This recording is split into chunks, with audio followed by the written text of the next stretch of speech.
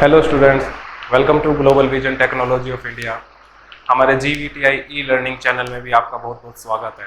हमारा चल रहा है chemistry 12th class chapter second solutions. हमने कर लिया था, आपका डेफिनेशन मैंने बता दिया था सॉल्यूशन का क्या होता है। आप भी जानते होंगे सॉल्यूशन क्या होता है। होमोजीनियस मिक्सचर्स हमने डिस्कशन किए थे, कैसे होते हैं। True solutions are homogeneous mixtures होते हैं, आपके सॉल्यूशंस आर ट्रू सॉल्यूशंस। ठीक है, हेट्रोजीनियस मिक्सचर्स हमने डिस्कस करे थे। 9 टाइप्स ऑफ सॉल्यूशंस हमने डिस्कशन किया था। ठीक है, यहाँ से हमारा मेन जो चैप्टर है आपका वो स्टार्ट होता है। तो मास परसेंटेज हमने डिस्कस किया था, अच्छे से डिस्कस किया था कि क्या इसका फॉर्मूला होता है। डेफिनेशन मैं आपको एक बार दोबारा बता देता हूँ। इसकी डेफिनेशन क्या होती है? मास ऑफ सोल्यूट और सॉल्वेंट। ठीक है, तो फॉर्मूला था। ठीक है, divided by mass of solution into 100%। So what is definition? तो हम वहां पर एक वर्ड यूज कर देंगे, रेशियो ऑफ। रेशो था वो, है ना, ratio of mass of solute और सॉल्वेंट। और रेशो जब भी आप डिफाइन करते हो तो हम जो यूज करते हैं वर्ड्स होता है to that of mass of solution. ठीक है, डेफिनेशन में थोड़ी नाम 100% लेंगे। तो ये डेफिनेशन आपकी मास परसेंटेज की यूज नहीं होगी। ये किस तरीके से यूज होगा आपका वो मैं बता देता हूँ। सपोज कीजिए अगर आपका मास परसेंटेज दे दिया जाए, सपोज करो आपका 10% दे दिया जाए कि कोई भी सॉल्यूशन है उसमें ग्लूकोज दे दिया जाए कि ग्लूकोज आपका 10% है, W/W ऐसे लिखा होगा क्वेश्चन में, बाय मास। तो उसको हम क्या इंटरप्रेट करेंगे, उससे हम क्या कंक्लूजन निकालेंगे, कैसे आपका न्यूमेरिकल बनेगा उससे। तो 10% ग्लूकोज है, तो ये किसी सॉल्वेंट में डिसॉल्व होगा। सॉल्वेंट का नाम अगर है कि ग्लूकोज को आपने सपोज कीजिए बेंजीन में डिसॉल्व कर दिया, क्लोरोफॉर्म में डिसॉल्व कर दिया, किसी भी चीज में आपने डिसॉल्व कर दिया मान लीजिए, तो ठीक है। अगर मान लो सॉल्वेंट का नाम एब्सेंट है, इसका नेम एब्सेंट है, फॉर्मूला एब्सेंट है, तब आप क्या करेंगे? तब एनसीईआरटी का रूल है बाय डिफॉल्ट, एनसीईआरटी का ये रूल है, अगर सॉल्वेंट का नाम एब्सेंट है, इसका नेम एब्सेंट है, तो आप सॉल्वेंट को एज्यूम कर लेंगे वाटर। सॉल्वेंट हमारा क्या एज्यूम हो जाएगा वहां पर? वाटर।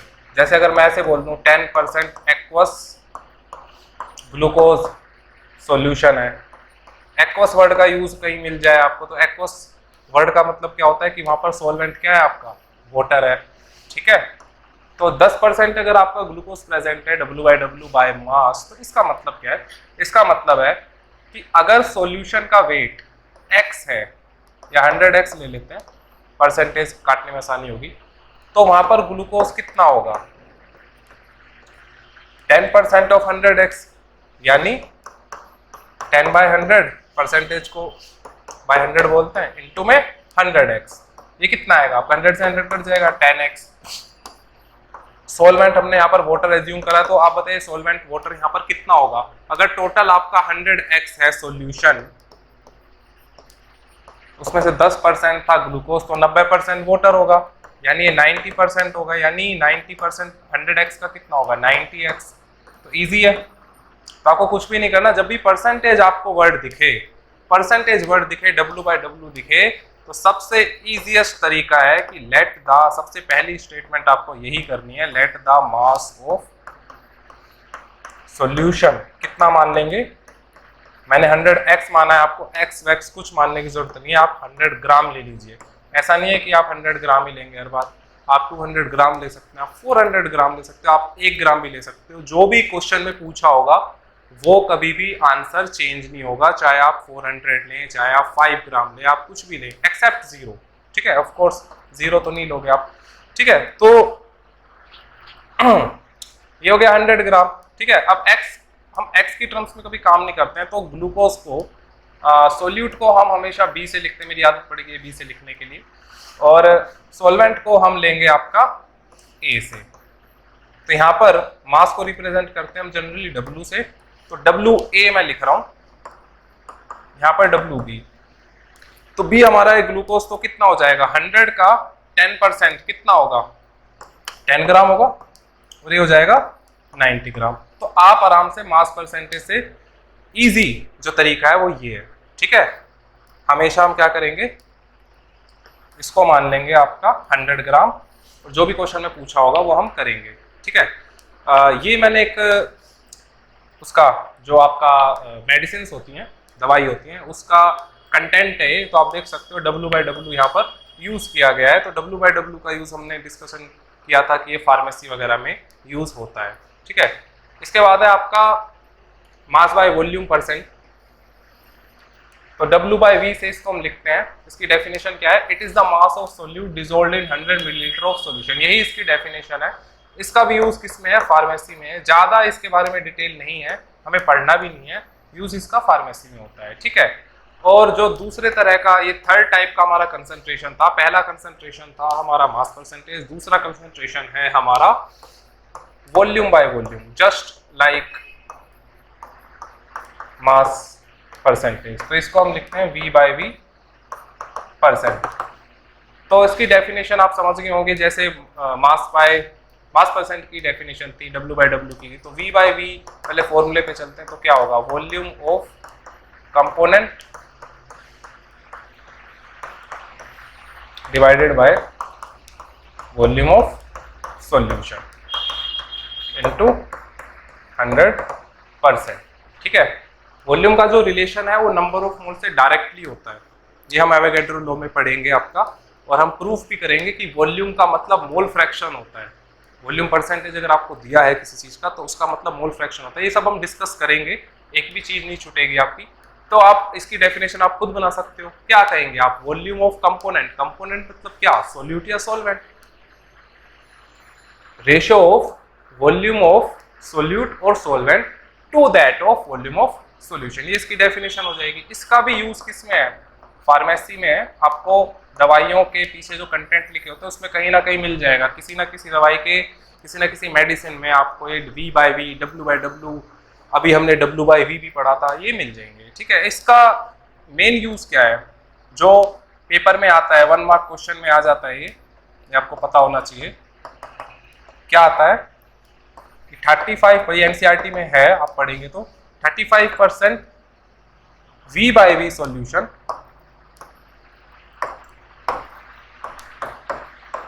V/V सॉल्यूशन, नाम आपको याद होना चाहिए, बेशक आपको परसेंटेज याद ना हो, पर आपको नाम याद होना चाहिए जो मैं लिखने जा रहा हूँ, दैट इज इथाइलिन ग्लाइकोल। और इसका फॉर्मूला याद हो तो भी सोने पे सुहागा है। वैसे तो फॉर्मूले आपको लिखे हुए मिलेंगे, एग्जाम में फॉर्मूले लिखे मिलते हैं। ये आपका यूज होता है, किस तरीके से यूज होता है, ये यूज होता है आपका एंटी फ्रीजर। पानी का जो फ्रीजिंग पॉइंट है, इसको अगर आप उसमें डाल दो तो पानी हमें पता है 0 डिग्री सेल्सियस पे फ्रीज हो जाता है। इसको अगर आप डाल दोगे, इसका 35% V/V सॉल्यूशन अगर आप पानी में डाल दो, तो वाटर का, एंटी फ्रीजर का मतलब होता है रिड्यूस करना freezing point, to reduce its freezing point, its मतलब वाटर की बात कर रहे हैं, to reduce water freezing point to -17 degree Celsius, ठीक है, अप्रोक्स। तो क्वेश्चन क्या आएगा, क्वेश्चन आएगा कि आपका कौन सा ऐसा सब्सटेंस है, कौन सा ऐसा कंपाउंड है जो आपका यूज होता है as a anti freezer, as an anti freezer. तो उसका नाम क्या है, इथाइलिन ग्लाइकोल, ये आपको याद होना चाहिए, ठीक है। तो हमारा 3 तरह का कंसंट्रेशन हो गया। चौथा है हमारा पार्ट्स पर मिलियन, ये भी इसको हम शॉर्ट फॉर्म में लिखते हैं ppm। तो पर मिलियन, मिलियन आपको पता होना चाहिए 10⁶। तो यहाँ पर जो हम बात कर रहे हैं वो मास वगैरह की ना करके हम पार्ट्स की बात कर रहे हैं। Of course it can be converted into mass, लेकिन ये बहुत छोटी यूनिट है। जो चीजें हमें दिखाई नहीं देती, ये उनकी यूनिट है। जैसे पोल्यूशन, पोल्यूशन आपको दिखाई नहीं देता है, महसूस होता है, उसके जो पार्टिकल्स हैं आपको महसूस होते हैं, आपको दिखाई नहीं देते। तो जो चीजें दिखाई नहीं देती उनको हम ppm में यूज करते हैं। जैसे मैंने एक आपका ये पोल्यूटेंट्स का आपका फोटो लगा रखा है, तो इसमें आप देख सकते हैं ये सारे हमारे पोल्यूटेंट्स हैं जो आपने सुने होंगे, सल्फर डाइऑक्साइड, नाइट्रोजन, ये हमारे मेजर पोल्यूटेंट्स हैं। तो इनकी कंसंट्रेशन किस में मेजर करी गई है, ppm में मेजर करी गई है, ठीक है। कहीं 5 है, जैसे सुनने में बड़ी छोटी हैं, but these are very harmful, ये आप जानते हो, ठीक है। तो ppm का फॉर्मूला, उससे आप डेफिनेशन बना लेना, तो क्या लिखेंगे हम, parts of component divided by parts of या total parts of all component, जितने भी कंपोनेंट्स वहां पर होंगे, इनटू में 10 की पावर 6। मिलियन का क्या मतलब है, 10 की पावर 6। तो इसकी डेफिनेशन आप अगेन खुद बना सकते हो, ratio of parts of component to that of parts of all components. ये इसकी क्या हो गई, डेफिनेशन हो गई। ठीक है, तो इसका भी क्वेश्चन है आपके एनसीईआरटी में, आपको आना चाहिए वो क्वेश्चन, वो 11th में भी था, 12th में भी है। तो हम सारे क्वेश्चन डिस्कशन करेंगे, वन बाय वन डिस्कस करेंगे आपका। ये बड़ा इंपॉर्टेंट है, आप जानते हो mole fraction, 5th type of concentration, very very important. मतलब अगर ये नहीं आता तो आप केमिस्ट्री के कई चीज़ें आप सोल्व नहीं कर सकते, प्रेशर आप नहीं निकाल सकते, कई चीज़ें नहीं कर सकते आप। ठीक है, तो ये अच्छे से आपको आना चाहिए। तो मोल फ्रैक्शन का नोटेशन आपको पता होना चाहिए, XA XB, इसको काई बोलते हैं, आप X ही बोलिए, कोई दिक्कत नहीं, काई A काई B, आप X बोलिए।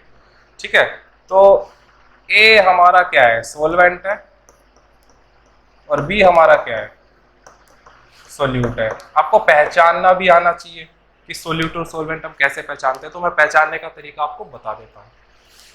क्वेश्चन मिलेगा आपको, कुछ भी स्टेटमेंट आपको लिखी मिलेगी, जैसे हमने लिखा कि क्लोरोफॉर्म, फॉर्मूला होता है इसका CHCl3 इज डिसॉल्व्ड इन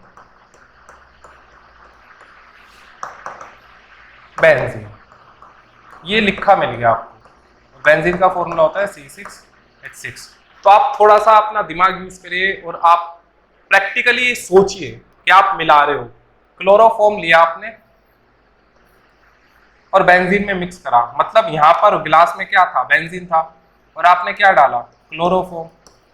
तो जिसमें डालते हो वो सोलवेंट होता है। ये जो वर्ड आएगा ना, डिसॉल्व्ड इन, इसके बाद जो चीज लिखी होगी ये हमेशा सोलवेंट का काम करेगी।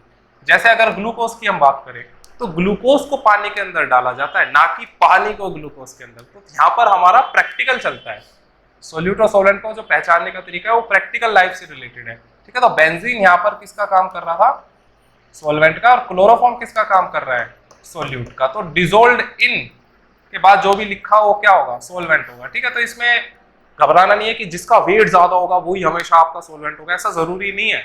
ऐसा भी हो सकता है कि बेंजीन में सिर्फ 10 ग्राम ले लूं, क्लोरोफॉर्म 50 ग्राम ले लूं, मिक्स हो सकता है, उसमें क्या प्रॉब्लम है। उसने लिख दिया क्वेश्चन में कि डिसॉल्व्ड इन, डिसॉल्व्ड इन के बाद जो भी लिखा होगा वो हमेशा सोलवेंट होगा। ठीक है, तो आप ये पहचानने का तरीका है। वाटर, वाटर कहीं भी लिखा हो, वाटर को आप आंख बीच के सोलवेंट लीजिए, क्योंकि हम वाटर में ही मिक्स करते हैं सब कुछ, ये आप जानते हो। ठीक है, तो मोल फ्रैक्शन का फॉर्मूला भी शायद आपने सुना हो,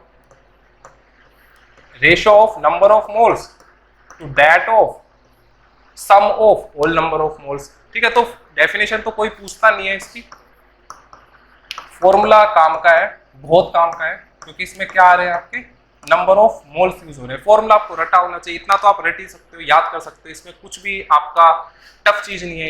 ये हमारा Na क्या है, ये है हमारा number of moles of A, and what is Nb, number of moles of B। क्या इनके भी फॉर्मूले होते हैं, नंबर ऑफ मोल्स के फॉर्मूले होते हैं। Na अगर निकालना हो तो शॉर्ट फॉर्म में हम लिख लेंगे WA/Ma। What is WA, that is given mass of A, या सिंपल मास ऑफ A, जो आपको क्वेश्चन में दिया होगा। कैसे पहचानेंगे हम, ग्राम से पहचान लेंगे। यूनिट बड़ी इंपॉर्टेंट है, अब तक किसी की भी यूनिट नहीं आई आपकी, सारा रेशो में चल रहा था, बस इसकी यूनिट थी। इसकी यूनिट क्या होगी, ग्राम पर मिलीलीटर हो जाएगी, है ना। जानबूझकर हम क्या ले रहे हैं, मास बाय वॉल्यूम परसेंट की बात करो, मास हम लेते हैं ग्राम में, वॉल्यूम लेंगे हम जानबूझकर यहाँ पर मिलीलीटर में। ठीक है, तो इसकी यूनिट हो जाएगी, एंड यू नो ग्राम पर मिलीलीटर डेंसिटी की भी यूनिट है, तो कंफ्यूज मत होना। मास बाय वॉल्यूम परसेंट जो है आपका डेंसिटी नहीं है, अलग चीज है। ठीक है, and what is Ma, molar mass of A, कैसे पहचानोगे, ग्राम पर मोल, ये यूनिट होती है इनकी। तो यूनिट आपको याद होनी चाहिए, यूनिट पता होनी चाहिए, कैसे आपको पहचानना है। सिमिलरली NB क्या हो जाएगा, given mass of B divided by molar mass of B, उनकी कोई वैल्यू होगी। ठीक है, यहाँ पर एक चीज नोटिस करिए, अगर हम सम कर दें, मोल फ्रैक्शंस का सम कर दें, मैं इनको जोड़ दूं, ये लिखा मैंने XA और ये लिखा मैंने XB, डिनोमिनेटर दोनों में सेम है क्या, बिल्कुल सेम है। कोई कहे भी पहले NB लिखिए, तो NA प्लस NB क्या बदल जाएगा अगर आप पहले NB प्लस NA कर दो, तो पहले NB को जोड़ दो, तो ऐसा तो नहीं है ना। तो डिनोमिनेटर क्या है इनका, सेम है, और आप जानते हो जब डिनोमिनेटर सेम होता है तो LCM आ जाएगा आपका। लो जी, और ऊपर वाली चीजें न्यूमरेटर क्या हो जाएंगे आपके, ऐड हो जाएंगे। देख रहे हो दोनों चीजें सेम आ गई, तो 1 आ गया। तो सिग्मा यानी सम ऑफ मोल फ्रैक्शन क्या होता है आपका, 1 होता है। ठीक है, जितने भी आपके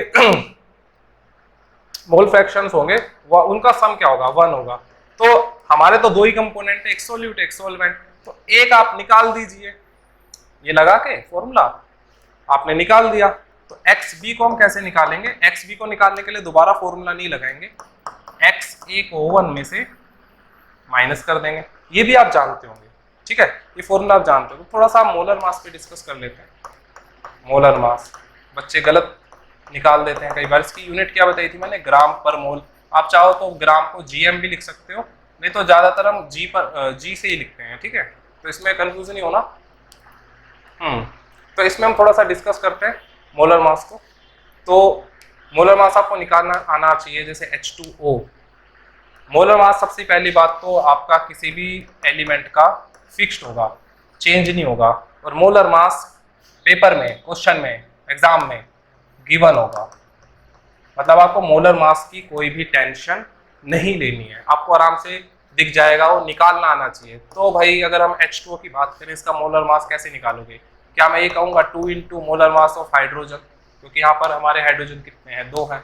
एलिमेंट जैसी चेंज हो, हाइड्रोजन का काम खत्म हो चुका है, ऑक्सीजन का काम आ रहा है। ऑक्सीजन कितना है, 1 है, इन 1 into molar mass of oxygen. ये आपको दिए होंगे, MH दिया होगा, MO दिया होगा, क्या होती है इनकी वैल्यू, MH होता है 1 और ऑक्सीजन का मोलर मास होता है 16। तो 2 इंटू 1 2 प्लस 16 18 ग्राम पर मोल आपका आंसर आ जाएगा।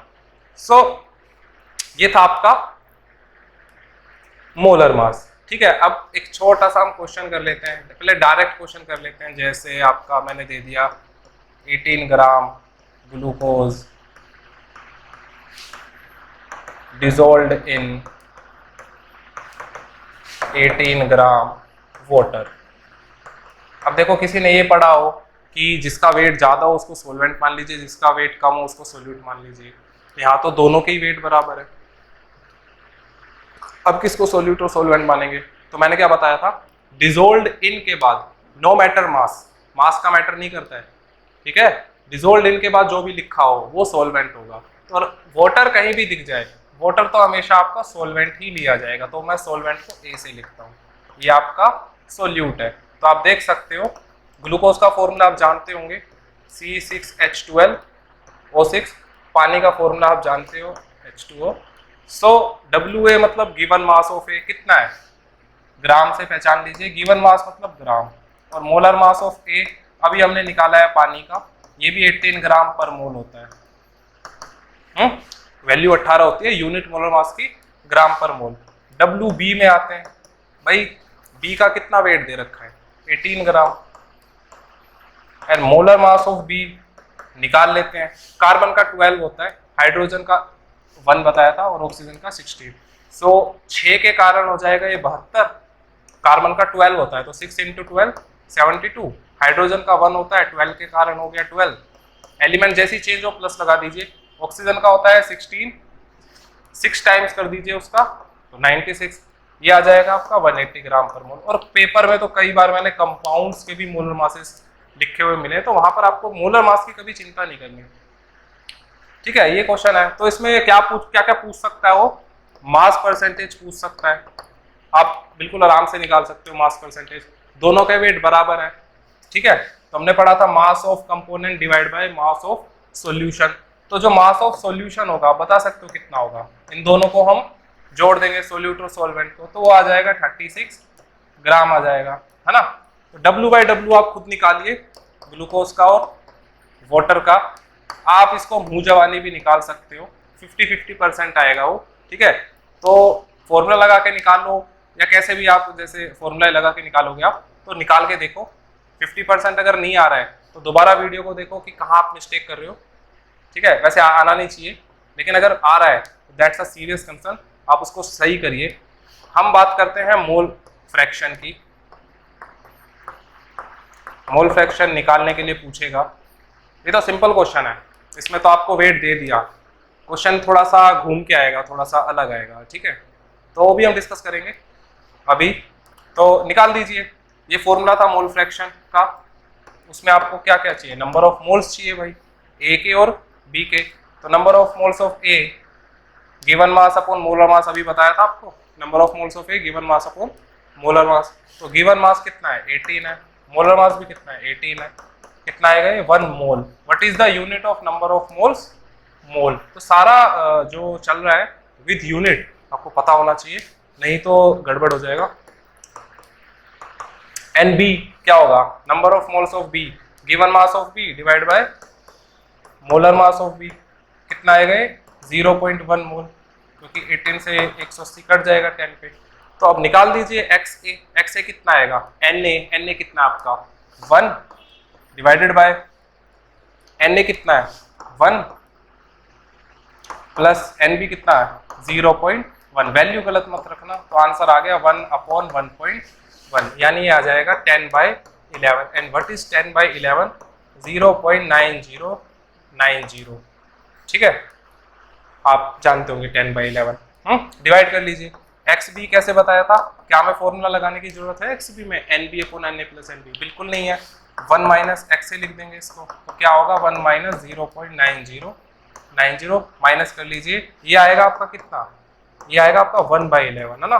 तो 1/11 देख लीजिए कितना होगा, इसको माइनस कर दो, आपका आंसर आ जाएगा। तो प्लस माइनस में कोई मिस्टेक आपको नहीं करनी है। अब हम आगे चलते हैं, आपका एक क्वेश्चन देखते हैं, ये आपका एनसीईआरटी का क्वेश्चन है, इन टेक्स्ट सॉरी एग्जाम्पल है 2.1। पहला ये एग्जाम्पल एनसीईआरटी ने ऐसा डाला जो बच्चे को हिला दे। तो कैसे करना है सोल्व, कैसे करेंगे आप सोल्व, इसमें क्वेश्चन में आपका कुछ नहीं लगता है, सिर्फ कैलकुलेशन लगती है, बाकी इजी होता है। एक बार आपने डिटेक्ट कर लिया, आपने एक बार निकाल लिया कि क्या क्या चीजें आपको गिवन है, फिर कोई भी दिक्कत नहीं है। तो क्वेश्चन है मोल फ्रैक्शन आपको निकालना है, किसका निकालना है, इथाइलिन ग्लाइकोल, उसका फॉर्मूला लिखा हुआ है, और क्या लिखा हुआ है, in a solution containing 20% of C2H6O2 यानी इथाइलिन ग्लाइकोल बाय मास, आ गया ना, बाय मास आ गया। तो आपको जो ये 20% दे रखा है, ये W/W दे रखा है, किसका, इसका C2H6O2 का। तो एक बात बताइए, अगर ये 20% है तो टोटल तो 100% होता है हमेशा, टोटल कभी 100% से ज्यादा नहीं हो सकता है। तो अगर ये 20% है तो बचा क्या, 80%, ठीक है। अब इस क्वेश्चन में आपको एक चीज दिख रही है, दूसरी चीज नहीं दिख रही है, ठीक है। तो अगर हम वो पैटर्न भी लगाएं कि जिसका वेट कम होता है वो सोल्यूट ले ले, तो इसको हम सोल्यूट मान लेंगे, तो सोलवेंट तो यहाँ पर एब्सेंट हुआ फिर, या फिर अगर हम इसको सोलवेंट ले तो सोल्यूट एब्सेंट हुआ। ऐसा होगा नहीं कि सोल्यूट एब्सेंट होगा, आपका हमेशा सोलवेंट ही एब्सेंट होगा। तो सोलवेंट यहाँ पर हमारा क्या है, एब्सेंट है। कहीं भी आपको ये दिख नहीं रहा है कि इस चीज को डिसोल्व किया गया या इसमें किसी चीज को डिसोल्व करा गया है ना, तो हम इसी को किसी में डिसोल्व करेंगे, ये क्वेश्चन का इनडायरेक्ट मीनिंग है। तो यहाँ पर 80% क्या मानेंगे अगर सोलवेंट एब्सेंट है, तो मैंने बताया था एनसीईआरटी का रूल है, सोलवेंट एब्सेंट है तो हम क्या मान लेंगे, वाटर मान लेंगे। जब भी मास बाय मास, ये भी मास बाय मास होगा, का क्वेश्चन आएगा परसेंटेज की टर्म में, तो हम क्या करते थे, सबसे सिंपल सॉल्यूशन है कि सबसे पहली आपकी लाइन होनी चाहिए, लेट मास ऑफ सॉल्यूशन कितना मान लिया था हमने, 100 ग्राम मान लिया था। अब इस क्वेश्चन में कुछ नहीं है, ये 20% है, सॉल्यूशन का 20%, सॉल्यूशन का वेट कितना है 100 ग्राम, तो इसको बी मान लेंगे, इसको हमने क्या मान लिया, बी मान लिया, और सॉल्वेंट को हम क्या मानते हैं, ए मानते हैं। ये लिखना पड़ेगा आपको कि लेट सॉल्वेंट भी ए, क्या है वहां पर H2O है, सोल्यूट भी बी, क्या है सोल्यूट C2H6O2 है। तो ये कितना हो जाएगा आपका 20% 100 का कितना हो जाएगा 20 ग्राम हो जाएगा। और साथ के साथ इसका मोलर मास भी निकाल लेते हैं। फॉर्मूला है, मोलर मास आपको दे रखे होंगे, इसकी चिंता ना करें। कार्बन का होता है 12, हाइड्रोजन का होता है 1, ऑक्सीजन का होता है 16। तो निकाल दीजिए, 2 × 12 24, 6 × 1 6, 2 × 16 32। ये कितना आ जाएगा? 62 ग्राम पर मोल। अब ये तो हमारे पास डेटा हो गया सोल्यूट का।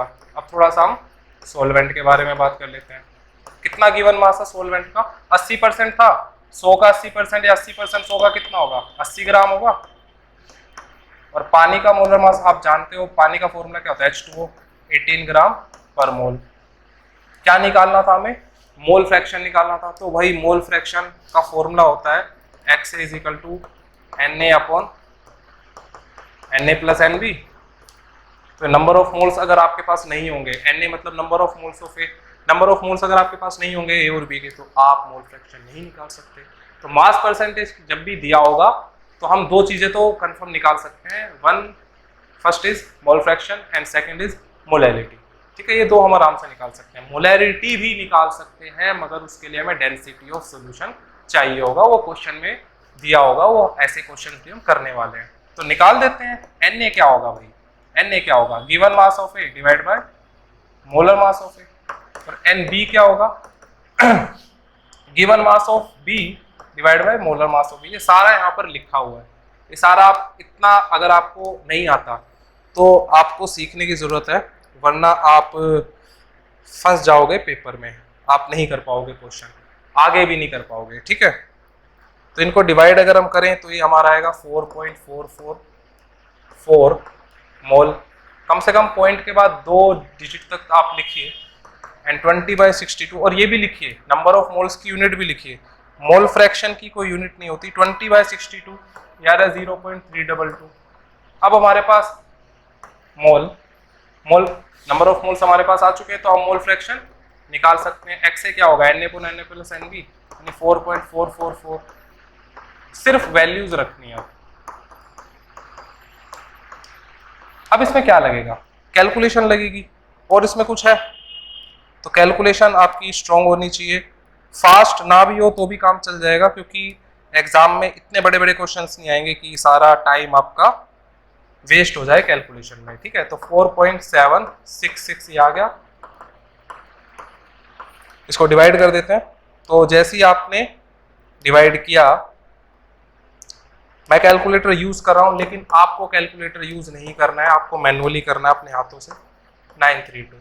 ये मोल फ्रैक्शन ऑफ वाटर आया है, एक आया है। उसने किसका मोल फ्रैक्शन पूछा था? इथाइलिन ग्लाइकोल का। तो 1 - XA कर दीजिए। हम पहले XB भी निकाल सकते थे, ऐसा कुछ नहीं है। जहां से आपको कंफर्टेबल जोन हो आपका, आप वहां से करिए। ठीक है, तो ये आ जाएगा 0.9 में से 0.068। ठीक है, और ध्यान रखिए मोल फ्रैक्शन का जो सम होना चाहिए वो 1 होना चाहिए। अगर आपका यहाँ पर बाय मिस्टेक 1 आ जाए तो आपका मोल फ्रैक्शन को जो सम है XA और XB वो 1 से बड़ा चला जाएगा। वहां पर आपको सावधानी बरतनी, एक बार चेक कर लेना कि आपने कैलकुलेशन सही करी है या नहीं करी है। तो ये था हमारा एग्जाम्पल नंबर 2.1।